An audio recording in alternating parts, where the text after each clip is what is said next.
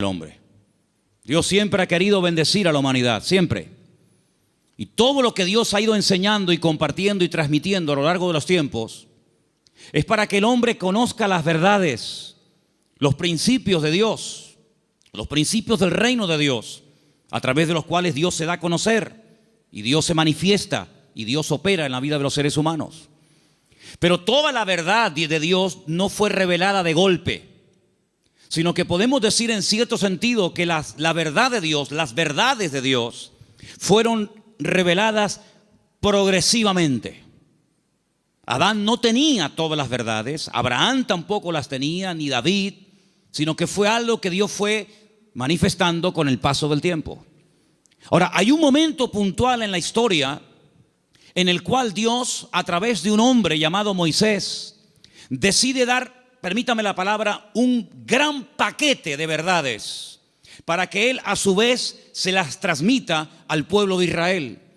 Y ese paquete de verdades, ese montón de grandes enseñanzas e instrucciones verídicas de parte de Dios, la conocemos con el nombre de la Torá o la ley de Moisés, el Humash, el Pentateuco, los primeros 5 libros de la Biblia, donde ustedes pueden encontrar instrucciones y verdades que se pueden aplicar a la familia, a la economía, a la agricultura, al comercio exterior, a las relaciones entre seres humanos, etcétera, etcétera. Total, 613 mandamientos, 613 verdades que Dios transmite al pueblo de Israel, y a su vez el pueblo tenía la obligación de transmitirlas al mundo, porque Israel tenía que ser en aquel tiempo la luz en medio de la oscuridad donde estaban las naciones que le rodeaban. Pero sin embargo, cuando vamos al Nuevo Testamento, al Nuevo Pacto, encontramos que la verdad en sí misma, ese concepto que decimos, bueno, la verdad, ¿dónde está? ¿Se puede medir? ¿Se puede pesar? ¿Se puede enseñar? Ese concepto de la verdad se encarna, se humaniza en la persona de Jesús. Él llega a decir un día en una conversación muy interesante que mantiene con sus discípulos, si la quieren conocer, está en Juan capítulo 14, donde él observa a sus discípulos después de haberles anunciado que se va a marchar, que tiene que volver a la presencia del Padre. Pues él dice que los nota tristes y les dice, miren, no se turben, no se preocupen, no se turbe vuestro corazón. Si creen en Dios, crean también en mí. En la casa de mi Padre muchas moradas hay. Si así no fuera, yo os lo hubiera dicho. Yo simplemente lo que voy a hacer es, voy a ir a preparar un lugar para que donde yo estoy, vosotros también estéis conmigo. Y ustedes saben a dónde voy, sabéis el camino. Y en ese momento le interrumpe un discípulo, Tomás, y le dice, Señor, no sabemos a dónde te vas. No tenemos ni idea de lo que nos estás diciendo, que te vas a dónde. Si no sabemos a dónde vas, ¿cómo vamos a saber el camino? Y es entonces cuando el Señor le responde ese versículo que todo creyente prácticamente sabe de memoria, aunque lleve 3 días leyendo la Biblia, Juan 14:6, que dice, yo soy el camino, yo soy la verdad y yo soy la vida. ¿Cuántos dicen amén? Un versículo realmente extraordinario. Ahora, hay 300, lo tengo aquí apuntado, 317 versículos en toda la Biblia donde aparece la palabra verdad. La palabra verdad aparece en el Antiguo Testamento, aparece en el Nuevo Testamento. Es el deseo de Dios que el hombre conozca la verdad. Y la palabra verdad en hebreo se pronuncia emet. Y vamos a ponerla ahí para que ustedes vean cómo se escribe en hebreo la palabra, porque quiero explicarles rápidamente algo muy interesante acerca de esta palabra. La palabra emet se forma con esas 3 letras. La letra, tienen que leer de izquierda a derecha, ¿sí? La alef, la letra men y la letra tav. La letra alef es la primera del alfabeto hebreo. La letra tav es la última y la letra men es la del centro. Y digamos que se hace como una especie de trípode, ¿verdad? Con esas 3 letras se forma la palabra verdad, y de esa palabra salen múltiples combinaciones de todas palabras relacionadas, entroncadas con la palabra verdad, todas, por cierto, muy interesantes. Ahora, déjenme que les comparta algo acerca de la verdad. Cuando vamos a la palabra de Dios, encontramos que todo lo que uno hace en la vida tiene efectos a corto y a largo plazo. Si tú robas algo de alguien, puede ser que termines en la cárcel porque alguien te denuncia. Si tú golpeas a una persona, puede ser que te denuncie y tengas que presentarte delante de un juez. Si tú compras un coche, puede ser que te salga bueno o te salga malo. Es decir, todo efecto, todo lo que hacemos en la vida puede tener efectos positivos o negativos. Si analizamos fríamente a la luz de la palabra de Dios, ¿qué es lo que produce en el hombre? ¿Qué efectos positivos produce en el hombre la verdad? Es increíble. Lo primero que produce la verdad en la vida de la persona, como leemos aquí arriba, es libertad. Pero claro, uno tiene que decir o preguntarse, ¿libertad de qué? Cuando Jesús pronunció esta famosa frase, conoceréis la verdad y la verdad os hará libres, Él la pronunció en un contexto cultural y social completamente diferente al que tú y yo vivimos hoy en día. Porque aparentemente no existe esclavitud, pero en aquellos tiempos prácticamente el mundo entero, todo lo que era Europa, Asia y el norte de África, estaba dominado y controlado por un imperio terrible que era el Imperio Romano, donde la población romana, los que tenían la ciudadanía romana, era muy pequeña en relación con los que no tenían ciudadanía romana. Había millones y millones de seres humanos que estaban privados de libertad, es decir, eran esclavos. Claro, ya lo dije en una ocasión, no todos los esclavos tenían la misma posición, había esclavos que tenían una libertad que otros no tenían, pero igualmente eran esclavos. No tenían derecho a paro, ni jubilación, ni vacaciones, ni descanso, nada que ver.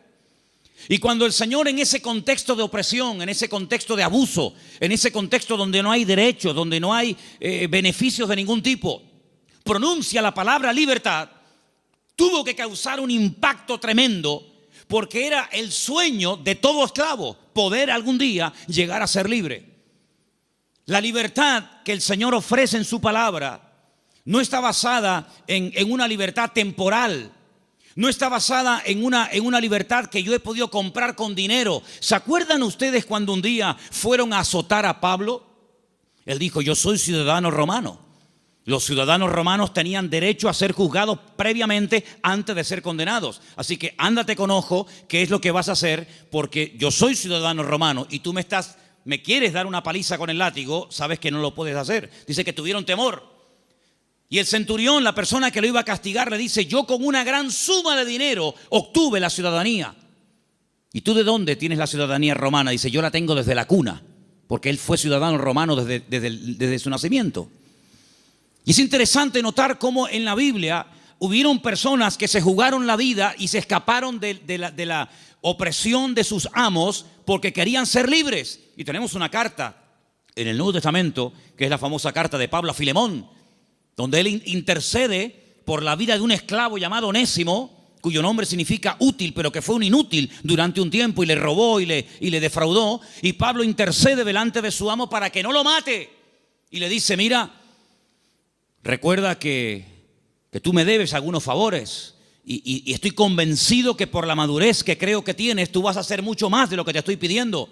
Y si algo te ha robado o si en algo te ha defraudado, ponlo a mi cuenta, dice el apóstol Pablo. Y en cierto sentido es como una metáfora, aunque fue un hecho real, es como una metáfora de lo que ha ocurrido en nuestra vida. Porque la Biblia dice que espiritualmente hablando, todos nosotros durante años de nuestra vida fuimos esclavos de nuestras pasiones y deseos, esclavos de complejos, esclavos de ataduras, esclavos en definitiva del pecado. Creíamos que éramos, y en el fondo éramos unos auténticos esclavos, o vivíamos para una sustancia que nos tenía atrapados y anulada completamente nuestra libertad y nuestro libre albedrío. Hasta que dice la Biblia que a través de la sangre de Jesucristo, que venció al diablo y rompió todas las ataduras en la cruz del Calvario, dice que Él compró nuestra libertad a precio de sangre. Y por eso Pablo, cuando le escribe, por ejemplo, a una iglesia en Galacia, le dice, hermanos, ahora que sois libres, sed maduros y no utilicéis la libertad como ocasión para la carne. Es decir, no paséis de la libertad al libertinaje, sino que la libertad que Dios os ha dado es para poder escoger y para poder discernir y para poder saber lo que os conviene y lo que no os conviene. La libertad viene a raíz de conocer la verdad. No hay libertad si uno no conoce la verdad. No hay peor tragedia en la vida que creer en una mentira creyendo que es una verdad. ¿Cuántas personas se inmolan cada día en el mundo y son capaces de explotarse y morir matando a otros seres humanos porque creen en la gran mentira de que si hacen eso inmediatamente llegarán al paraíso donde lo están esperando no sé cuántas mujeres vírgenes?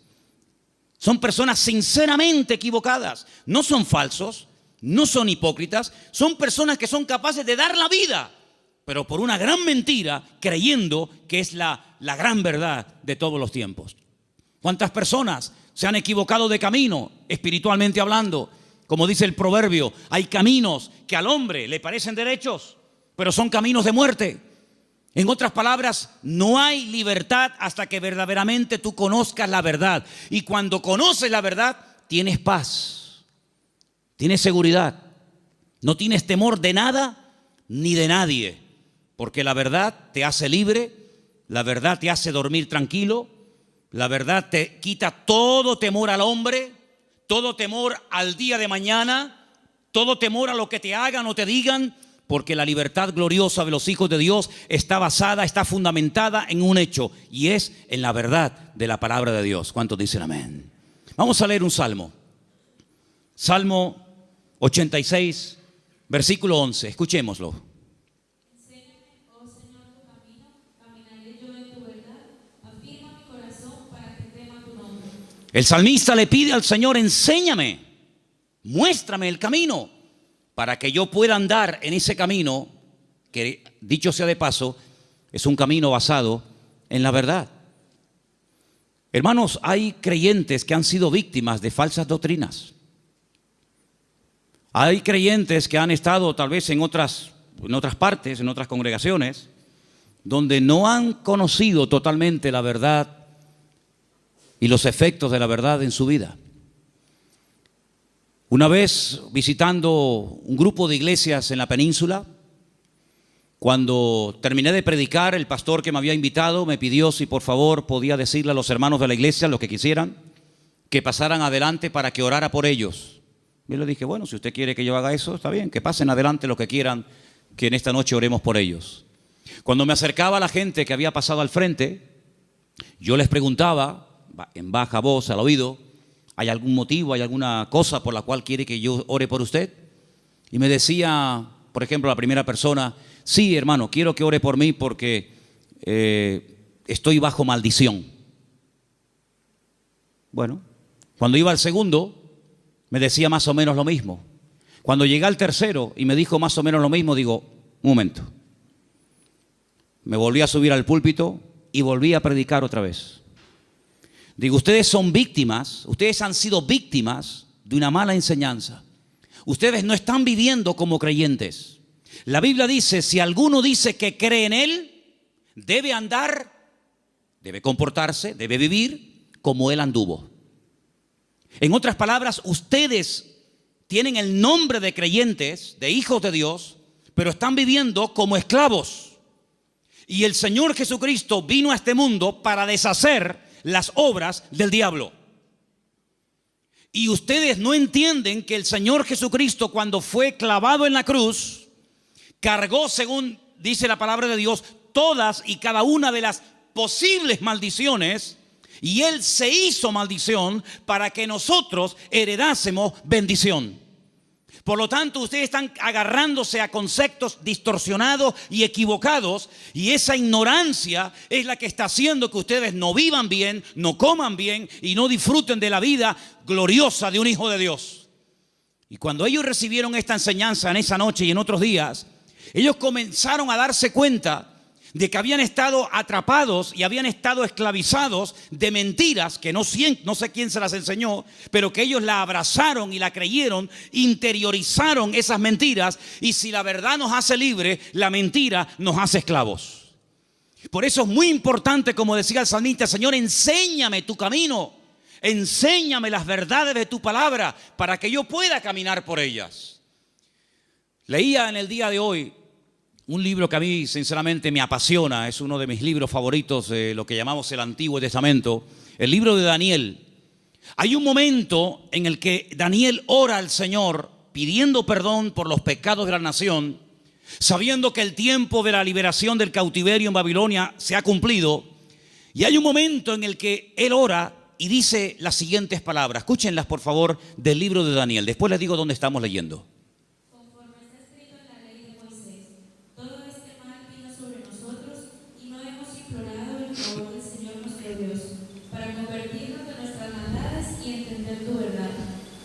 Daniel le dice al pueblo, la razón por la que nuestro templo fue destruido, la razón por la que miles de personas perdieron la vida y la ciudad está totalmente convertida en un montón de escombros, es porque no creímos, ni practicamos, ni vivimos según las verdades de Dios. De todos los profetas que había en aquel momento en Jerusalén profetizando, solamente había uno que decía la verdad. Todos los demás le decían a la gente lo que la gente quería oír. Había momentos en los que los profetas llegaban y decían, no tengan ningún temor. La ciudad de Jerusalén es indestructible. Es la ciudad del gran rey, donde él ha depositado y puesto su gloria y su presencia. Por lo tanto, ¿qué nación va a ser capaz de venir a Jerusalén y destruirla y quemar la casa de Dios? Olvídense de eso. Lo que Jeremías os predica es falso, es mentira. La ciudad de Jerusalén nunca va a ser tomada ni destruida por el rey Nabucodonosor. Sin embargo, el profeta Jeremías le decía, la ciudad de Jerusalén sería indestructible y el templo sería inviolable siempre y cuando viviéramos en santidad y viviéramos en orden. Pero no lo estamos haciendo. La ciudad se ha llenado de idolatría. El pueblo se ha corrompido. Hay inmoralidad, hay desorden. Es un caos, es un desorden espiritualmente hablando. Y eso es lo que le está permitiendo al enemigo tomar posesión de nuestra tierra. No crean ustedes, durante 40 años estuvo Jeremías predicando esto. Lo metieron en la cárcel, lo torturaron, quisieron matarlo en varias ocasiones. Incluso él llegó un momento en el que dijo, no voy a predicar más, no voy a hablar más, no sirve de nada. Diga lo que diga, no hacen caso. Pero sin embargo el Señor siempre decía, Jeremías, habla y no calles, habla y no calles. Que nunca diga el pueblo que no hubo voz de Dios en medio de Jerusalén. Él les decía, arrepiéntanse, conviértanse al Señor, corrijan sus malos caminos, vuelvan a la senda antigua. Y si no lo quieren hacer, hermanos, les daba el plan B, ríndanse al enemigo. Claro, decirles que se rindieran al enemigo, pero este hombre es un traidor. Este hombre lo que se ha pasado es al enemigo y lo que quiere es que le abramos las puertas de la ciudad al enemigo. Pero Jeremías le decía, es que hay dos opciones, queridos. O se arrepienten y piden perdón al Señor y Dios cambia la ciudad, pero como no lo vais a hacer, la ciudad va a ser tomada. Entonces, antes de perder la vida y pelear por una batalla que ya está perdida de antemano, ríndanse, acepten la evidencia y el Señor les perdonará la vida. Hermanos, ni una cosa ni otra. La ciudad fue destruida, todos lo sabéis. El templo fue quemado, los tesoros del templo fueron llevados a Babilonia. Miles de personas fueron deportadas, entre ellos, uno de ellos era Daniel. Y cuando pasan los años, él le dice al pueblo, hermanos, ¿no os dais cuenta que por no haber creído y practicado la verdad, nos ha pasado lo que nos ha pasado? Hermanos queridos, creer en mentiras, interiorizar mentiras, practicar mentiras, tiene consecuencias a corto y a largo plazo, todas y cada una de ellas destructivas. Si tú crees que eres un inútil, tú vas a vivir creyéndote que tú eres un inútil. ¿Quién te lo dijo? ¿Tu marido? ¿Papá? ¿El profesor? Y tú te has creído esa gran mentira, porque Dios no ha creado seres inútiles. Dios ha creado al hombre a su imagen y semejanza. Es el hombre el que se deteriora, el que se autodestruye a sí mismo. Pero Dios creó al hombre como la corona de la creación. Dios delegó en el hombre responsabilidades que no delegó en animales. Y Dios creó el mundo para el hombre, no el hombre para el mundo. Pero lamentablemente el hombre prefiere creer en mentiras en vez de creer en verdades. Y por eso muchas veces es un auténtico esclavo de su ignorancia, de sus errores y de sus mentiras. Pero la libertad gloriosa de los hijos de Dios viene única y exclusivamente cuando experimentamos la verdad en nuestras vidas. preparado una pequeña selección de versículos. Vamos a leerlos, por favor. Algunos de ellos están en Proverbios. El anterior les dije que estaba en Daniel 9:13. Pero quiero que leamos esta pequeña selección de versículos donde vais a notar que en cada uno de ellos aparece la palabra verdad. Prestemos atención. Proverbios 3, versículo 3. Aparten de ti la misericordia y la verdad. Átalas a tu cuello, escríbelas en la tabla de tu corazón.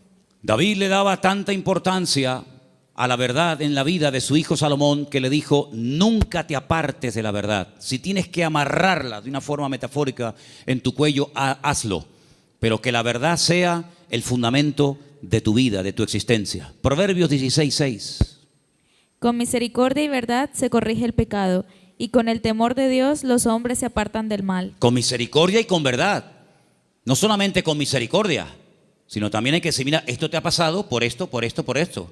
Y como yo le dije al principio, prefiero que la gente se ofenda y se sienta aludida por oír verdades que endulzarles los oídos con adulaciones y con mentiras que al fin y al cabo lo que te van a perjudicar sin lugar a dudas. Por lo tanto, si hay algo en nuestra vida que tiene que ser corregido, no va a ser corregido con adulaciones. No pasa nada, no te preocupes.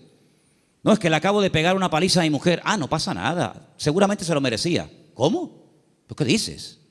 No, es que acabo de robar en la tienda. Bueno, seguramente no tenías para comer y claro, lógicamente tenías que robar. No.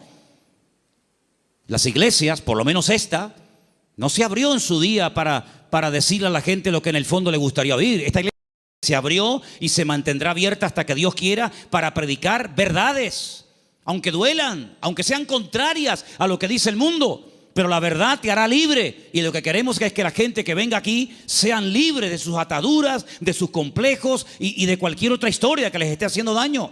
Por lo tanto, la verdad es la que va a corregir nuestra vida. Ahora, si tú buscas la verdad, dijo Séneca, corres el riesgo de encontrarla.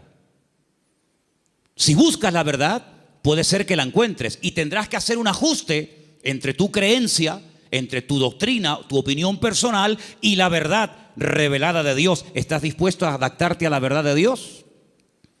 Sigamos. Proverbios 28:20. El hombre de verdad tendrá muchas bendiciones, mas el que se apresura a enriquecerse no será sin culpa. Ese versículo es buenísimo. ¿Lo oíste? El hombre de verdad tendrá muchas, ¿qué? Bendiciones. ¿Quieres ser un hombre bendecido? ¿Cuántos quieren ser un hombre bendecido?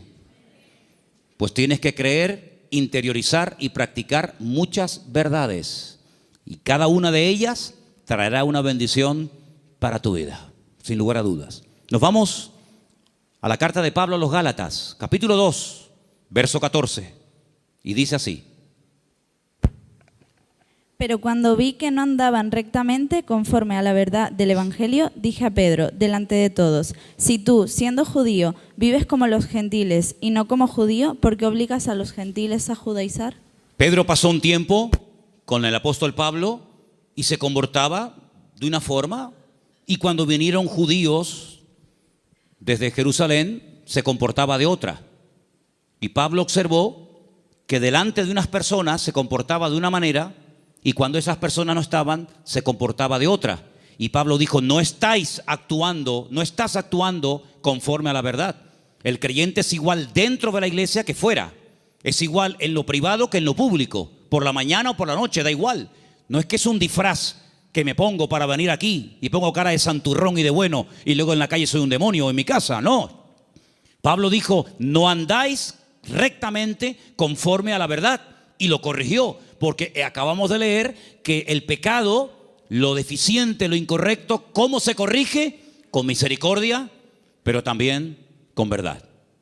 Seguimos en Gálatas, capítulo 3, verso 1, y dice: Oh Gálatas insensatos, ¿quién os fascinó para no obedecer a la verdad? A vosotros ante cuyos ojos Jesucristo fue ya presentado claramente entre vosotros como crucificado. Hay un momento en el que entran en la congregación personas que comienzan a enseñar cosas diferentes a las que aprendieron a través del apóstol Pablo, fundador de la iglesia. Le llega la noticia al apóstol Pablo y les escribe una carta y les dice: pero ¿por qué no estáis obedeciendo a la verdad? Luego, la verdad no es simplemente para decir estoy de acuerdo con ella, sino es para obedecerla.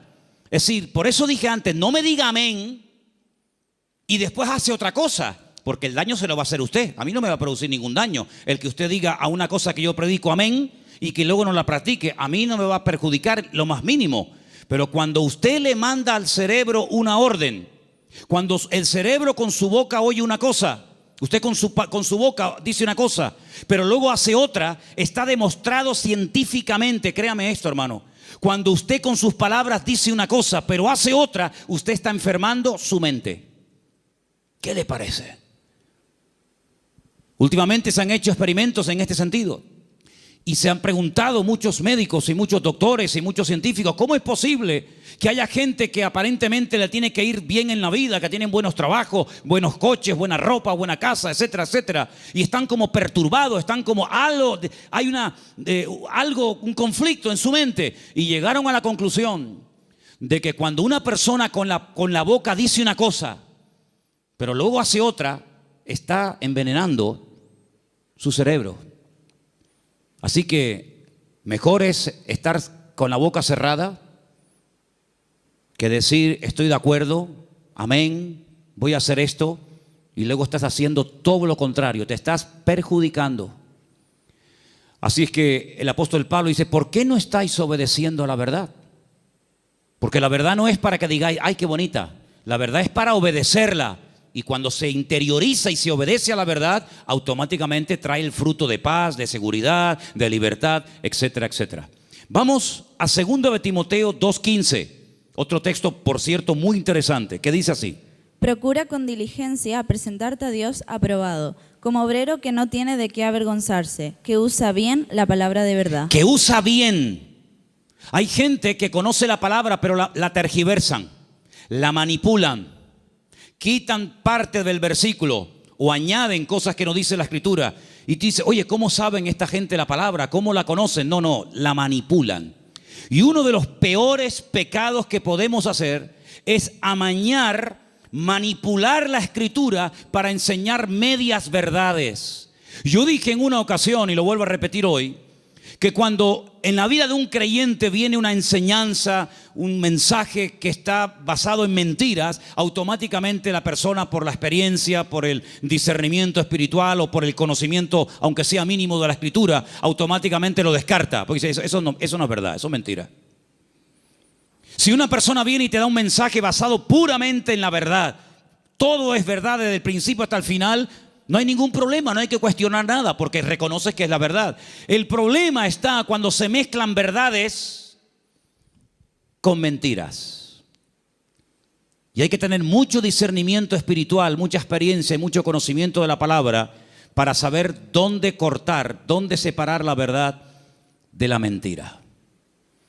Hermanos, el Señor Jesucristo dijo una vez a los discípulos y por lo tanto a todos y a cada uno de nosotros en el día de hoy: os conviene que yo me vaya, porque si yo no me fuese, el Consolador no vendría. Pero si yo me voy, yo le rogaré a mi Padre para que os envíe el Consolador para que esté con vosotros para siempre.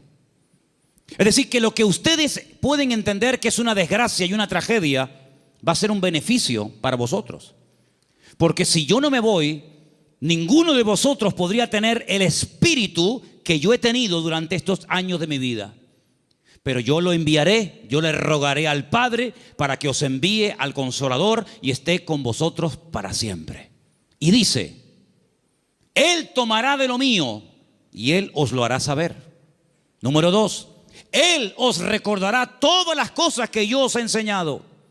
Número 3, Él convencerá al mundo de pecado, de justicia y de juicio. Y dice algo muy interesante y lo he dejado para el final. Y Él os guiará a toda la verdad. ¿Cuántos dicen amén? La verdad no es una lotería que unos la descubrieron y otros tantos nunca supieron cuál era. La verdad tiene nombre y se humanó y se encarnó en la figura de nuestro Señor Jesucristo. Por eso Él declaró categóricamente: yo soy el camino, la verdad y la vida. Pero el versículo no termina ahí. El versículo añade la siguiente frase: y nadie va a ir al Padre sino solamente a través de mí. ¿Cuántos dicen amén? Jesús no es una verdad. Bueno, hubieron muchas verdades y Jesús vino a enseñar otra gran verdad. No, Jesús es la verdad, con mayúscula y subrayado. No hay 1000 verdades y cada uno escoge la suya. No, Señor. Hay una verdad revelada en la palabra, manifestada en la persona de Jesucristo. Y si prestaron ustedes atención a la lectura que esta tarde se leía, hay un momento en el que en el discurso de Pablo, que se leyó esta tarde en el Areópago en Grecia, él dijo: hay un momento en el que Dios pasó por alto la ignorancia de las naciones, pero Dios ha establecido que a través de su Hijo, el que a Él ha escogido, algún día, cuando Él lo tenga determinado, juzgará a todas las naciones de la tierra, y por aquel varón que Él levantó y constituyó, juzgará a todas las naciones de la tierra. Es decir, hay un momento en el que pudimos ser ignorantes, pero ya no somos ignorantes, ni queremos seguir siendo ignorantes. ¿Amén, hermanos? Ahora queremos aprender las verdades. Y puede ser que cuando descubramos ciertas y determinadas verdades, nos demos cuenta, como a mí me pasó, que los hombres me engañaron. Porque los hombres me enseñaron cosas que no eran verdades, pero me las enseñaron como si fueran verdades. Y yo las creí. Y por eso no podía vivir una vida de libertad, de paz, de victoria, de bendición. Porque la mentira, la ignorancia no es la respuesta. La respuesta y lo que Dios quiere para la vida de todos y cada uno de nosotros es que conozcamos la verdad. Y la verdad se puede conocer y experimentar y vivir, y es la persona de Jesucristo. ¿Cuántos dicen amén? Quiero que leamos un versículo más. Isaías 26:2.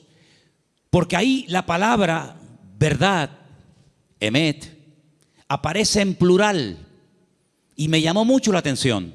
Y quiero que escuchen este texto, por favor. Isaías 26:2.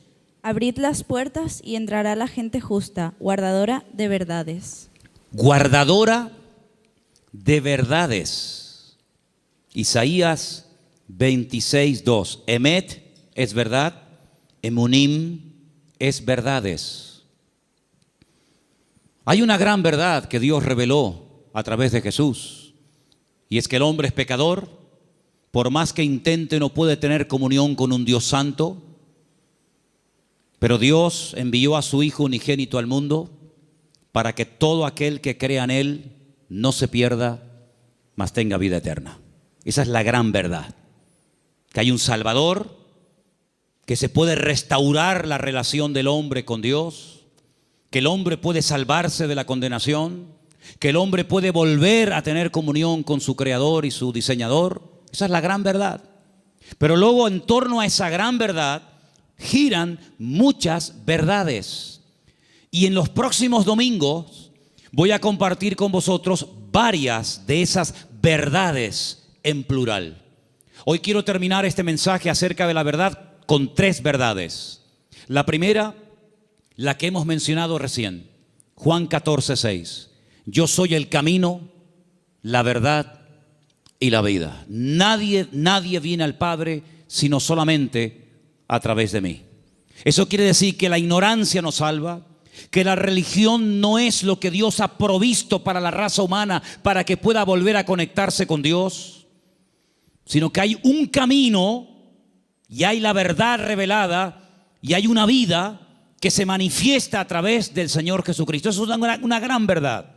La segunda verdad que quiero compartir con vosotros, podría darte más de 150 versículos, pero solamente para los que toman nota les doy Mateo 23:19, donde dice que Él volverá otra vez a este mundo. ¿Cuántos dicen amén? Algunos dirán, ¿Jesucristo volverá otra vez aquí? ¿Sí? ¿No lo sabías? No, yo tenía pensado que Jesucristo ya nació y murió, y bueno, dicen que resucitó y ascendió a la gloria, a la diestra de Dios Padre, pero no había oído que volverá. Bueno, pues si no lo has oído no es problema mío. Pero la Biblia dice en más de 150 ocasiones que Él volverá. Y en esta ocasión no pasará desapercibida su venida, como pasó en la primera venida, que había nacido en un pequeño pueblo de Judea, en el sur de Israel, llamado Betlehem, la casa del pan o Belén. Y en ese pueblo hay una montaña que se puede visitar hoy en día, donde había uno, porque tenía muchos, uno de los muchos palacios del rey Herodes, y el rey Herodes ni siquiera se había dado cuenta de que esa noche había nacido el Mesías al lado de su casa. Y de repente vienen unos señores de lejanas tierras haciendo una pregunta muy interesante: ¿dónde está el rey de los judíos? Porque su estrella hemos visto en el oriente y venimos a adorarle. Y le están hablando a un rey, pero que realmente es un títere. No es el verdadero rey, no es de la línea genealógica de la casa de David, de la tribu de Judá. Es un rey que han puesto los romanos. Es un muñeco de quita y pon. Y por eso ellos se atreven a preguntarle al rey, entre comillas, de los judíos: ¿dónde está el rey de los judíos?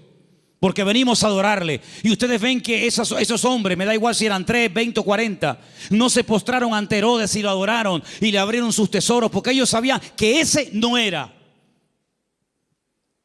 Y Herodes no lo sabía. Y tiene que mandar a llamar a los escribas y fariseos, los que estudiaban la escritura y hacían las copias de la escritura, para preguntarle: oye, ¿qué dice la Biblia acerca del Mesías? ¿Dónde tiene que nacer? Ya en aquel tiempo ya se había escrito dónde había que nacer. Si se lo hubieran preguntado no sé, por ejemplo, a Abraham o a cualquier otro personaje, no te hubiera dado respuesta. Pero en aquel momento ya estaba escrito en el libro del profeta Miqueas que Jesús, que el Mesías, Yeshua, tenía que nacer en Belén de Judea. Eso es una gran verdad. Pero una gran verdad también es que Él mismo dijo: me voy, pero volveré otra vez. Y la Biblia dice que tenemos que estar velando y orando, porque no sabemos ni el día ni la hora, pero que volverá, volverá. Y cuando vuelva, todo ojo le verá, toda rodilla se doblará y todo el mundo se pondrá de rodillas y confesará que Él es el Señor, para gloria de Dios Padre. Y no será algo que dice: bueno, ¿habrá venido? ¿No habrá venido? ¿Dónde está? Hermanos, será algo que va a tener un impacto a nivel mundial. Probablemente para algunos esto les suene a chino, esto les suene a algo como ciencia ficción, pero esto no es un cuento ni un mito, esto es palabra de Dios. Jesucristo viene y viene muy pronto. ¿Cuántos dicen amén? Y esa es una de las grandes verdades que no tenemos que olvidar. Y hermanos, estamos más cerca que nunca de la venida del Señor. Y hay cientos de señales y cientos de información, de datos que nos indican cuánto tiempo falta para venir. Y uno que se menciona muy poco, prácticamente nadie lo menciona, pero yo quiero mencionarlo esta tarde, es que dice el Señor que antes de que Él venga, vendría un tiempo de prueba a todas las naciones de la tierra. Pero también dice la promesa: pero si ustedes guardan mi palabra y no niegan mi nombre, yo les guardaré de la hora de prueba que ha de venir sobre todos los habitantes de la tierra. Y estamos viendo naciones tremendamente ricas que están en la más absoluta miseria. Y estamos viendo naciones que dicen: ¿cómo es posible que esto pueda ocurrir en tal lugar y en este momento? Hermanos, la hora de la prueba ha venido y ha comenzado. No habrá ni una sola nación de la tierra que no vaya a ser sacudida antes del retorno de nuestro Señor Jesucristo. Algunos miran a Estados Unidos como si fuera el paraíso terrenal. Antes de ayer me llamó un hermano de Estados Unidos, el hermano Adán. ¿Está ahora ahí? ¿Nos está viendo Adán? Ahora no. El hermano Adán es un hermano del Salvador que vive en California. Y de vez en cuando me llama y hablamos y me dice: si por casualidad gana el señor Trump en Estados Unidos, él ha dicho que no solamente tiene intención de echar a patadas a todos los latinos de Estados Unidos, sino a los hijos nacidos en territorio americano de padres latinos. Ahora resulta que se jugaron la vida muchos hermanos y personas veían a Estados Unidos como decir: no, vámonos para allá y mira tú por dónde, que a lo mejor, no lo sé, dentro de un año a todos los latinos los meten en un barco y los echan cada uno a su tierra. Y entonces yo le diré a más de uno: te lo dije, la salvación no se llama USA, la salvación se llama Jesucristo. Me escriben todos los días de Venezuela, todos los días me mandan correos pidiéndome ayuda, pidiéndome auxilio, que quieren salir por la frontera de Colombia, que quieren salir por no sé qué sitio. Y yo a todos les digo lo mismo.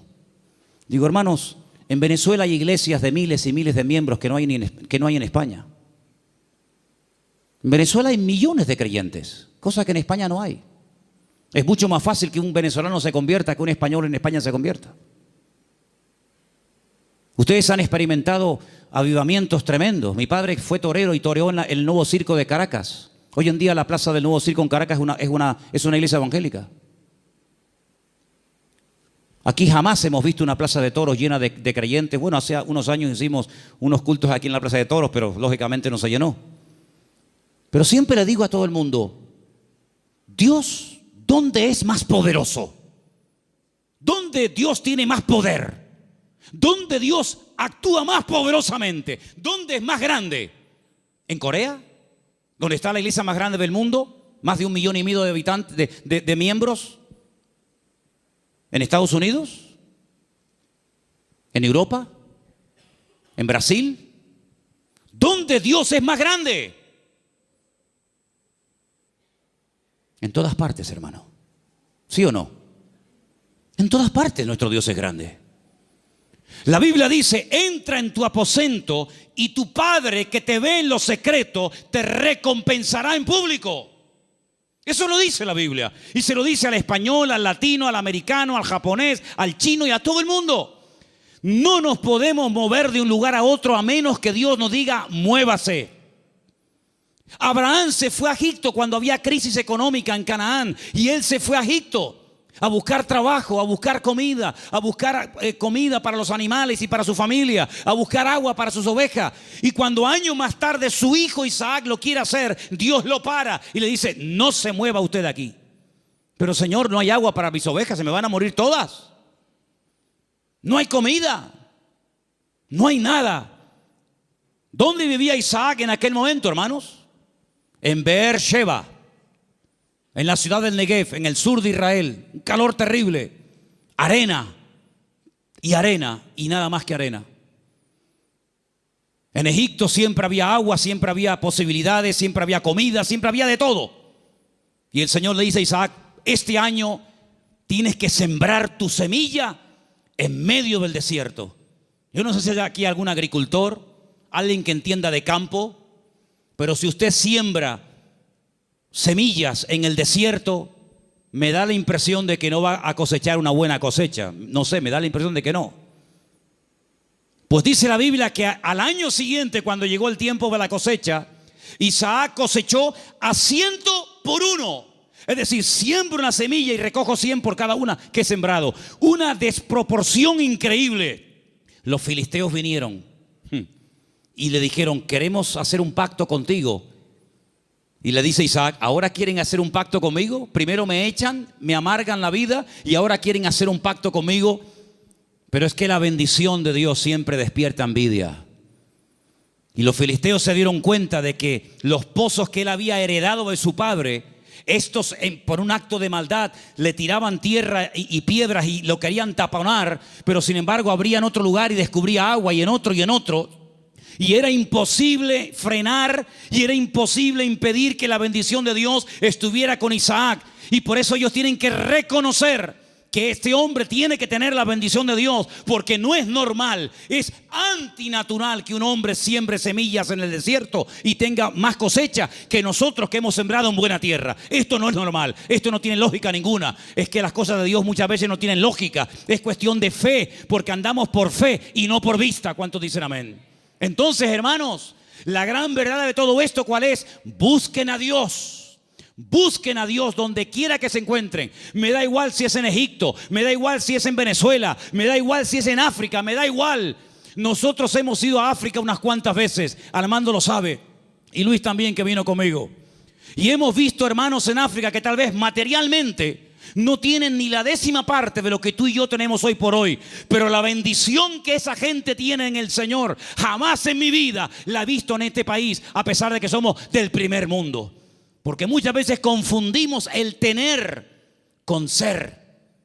Y parece que cuando uno tiene, pues bueno, pues estoy bendecido. Yo les prediqué hace poco acerca del Salmo 37 y les dije, hay 2 tipos de prosperidad en la Biblia. Una visible, que es la que nos llama la atención, y otra que no se ve, pero que muchas veces es la genuina.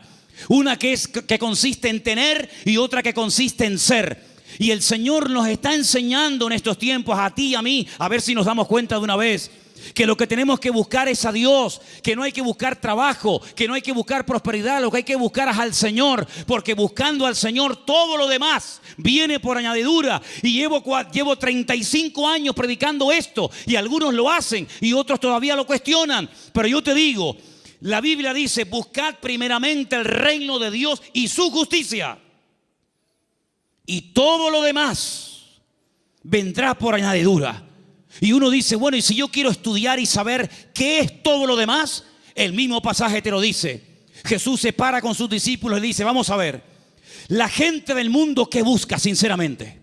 La gente que no se congrega, ¿qué es lo que buscan? Bueno, pues buscan un buen trabajo para tener una buena casa, un buen coche si puede ser, buena ropa, poder viajar y tener vacaciones, y si me puedo comprar el ordenador de último modelo me lo compro, y si puedo. Esa es la meta de la gente del mundo, tener cosas a través de su esfuerzo de trabajo. Muy bien. Dice, pero vosotros no podéis vivir así. Ustedes lo que tienen que hacer es no preocuparse por qué voy a comer mañana, no preocuparse por lo que me voy a poner mañana de ropa. Ese estilo de vida es el estilo de vida de los gentiles, de los que no me conocen a mí. ¿Es que acaso ustedes no se dan cuenta que los pájaros no siembran ni guardan en graneros y vuestro Padre Celestial los alimenta? ¿No os habéis dado cuenta de eso? Todo lo que Dios pone a nuestro alrededor es una enseñanza objetiva. Si no lo ves a Dios en el amanecer, lo ves en el atardecer. Si no, en la luna llena o en la luna menguante, o lo ves en el canto del pájaro o en la ola, o en todas partes puedes ver a Dios si lo quieres ver. Si no lo quieres ver, no lo vas a ver medio centímetro de tu cuerpo. Por lo tanto, el Señor dice: mire, los pájaros no siembran ni ciegan, y Dios los alimenta. ¿Cuánto más a vosotros, hombres de poca fe? ¿Qué reprimenda les está echando el Señor? ¿Qué te crees, que por trabajar más vas a ganar más? Tú vas a ganar lo que Dios quiere que ganes. Ni un centavo más, ni un centavo menos. Ya es tiempo de dejarle a Dios que organice nuestro tiempo, que organice nuestro presente, que organice nuestro futuro. Es tiempo de que te comportes como un cristiano. Y un cristiano depende del Señor absolutamente para todo. Desde el aire que respira, desde el agua que toma, de la comida que come, absolutamente para todo. Para que Dios sea glorificado en cada una de las cosas. Esa es la vida que Cristo nos enseña. Y por eso muchas veces me han preguntado: Manolo, ¿por qué en la Biblia se veía tantos milagros con los cristianos? Y hoy en día apenas se ven milagros. Digo, claro, es lógico, hermano. ¿Cómo eran los cristianos del siglo I? Abnegados. Lo primero era la obra de Dios. Dice el libro de los Hechos. Yo no lo he escrito, por eso tengo toda la libertad del mundo para decir esto. Porque si yo lo hubiera escrito, parece que como que estoy defendiendo mis argumentos. Y yo estoy aquí arriba esta tarde defendiendo los argumentos de la palabra de Dios, no los míos. Y dice la Biblia que en la iglesia primitiva no había necesitados. No había hermanos con necesidad económica, ni uno. ¿Y qué hacían? ¿Qué hacían? ¿Cómo se lo montaba esa gente? Dice que los que tenían propiedades las vendían. Lo ponían el precio de lo vendido a los pies de los apóstoles. Y se repartía a todos según la necesidad que hubiera. Yo nunca he visto eso. Yo jamás en mi vida he visto eso. Que la gente se desprenda de su patrimonio para ayudar a hermanos que no tienen para comer o para pagar la luz. Yo nunca en mi vida he visto eso. Por eso en la iglesia primitiva se veían cosas que hoy en día no se ven. Dios no ha cambiado. El Evangelio no ha cambiado, las verdades de Dios son inmutables, pero he guardado para el final un versículo que fue el versículo que yo utilicé el día 31 de mayo de 1981, cuando a las 6 de la tarde en la calle Galileo 40 en Las Palmas de Gran Canaria, yo me graduaba después de 3 años en el seminario. Este fue el texto que yo usé esa tarde cuando yo predicaba y se encuentra en Números 23, 19. Quiero que me lo pongas ahí, para que lo leamos todos juntos. Ese fue el texto del primer mensaje que yo prediqué cuando me gradué de aquel seminario. Y al día siguiente, en junio, ya estaba aquí viviendo en Tenerife con 19 años de edad. Ya ha llovido algo. Dios no es hombre para que mienta, ni hijo de hombre para que se arrepienta. Él dijo y no hará, habló y no ejecutará. Quiero oírles, hermanos, léalo conmigo. Dios no es hombre para que mienta, ni hijo de hombre para que se arrepienta. Él dijo y no hará, habló y no ejecutará. Números 23, 19. Hay algo que Dios no puede hacer. ¿Saben lo que es? Mentir. Dios no puede mentir, porque Dios es veraz. No puede decir mentiras. ¿Tú dices mentiras? ¿Has dicho mentiras? Claro que sí, y yo también. Pero Dios no puede mentir. ¿Sabes la seguridad que nos da a nosotros hoy en el siglo XXI? Saber que el Dios que tenemos no miente. Es impresionante. Eso quiere decir que si Él dijo en su palabra que estará conmigo todos los días, estará conmigo todos los días. Eso quiere decir que nada me faltará si yo estoy en la mano del Señor y dependo totalmente del Señor. Eso quiere decir que cuando yo oro, Él me oye. Y si me oye, sabemos que tenemos las peticiones que le hayamos hecho. Eso quiere decir que cada noche cuando me voy a dormir a mi casa, el Señor manda ángeles para que protejan mis sueños y me protejan de todo peligro y de todo mal. Eso quiere decir que si yo me enfermo, Él me sanará, porque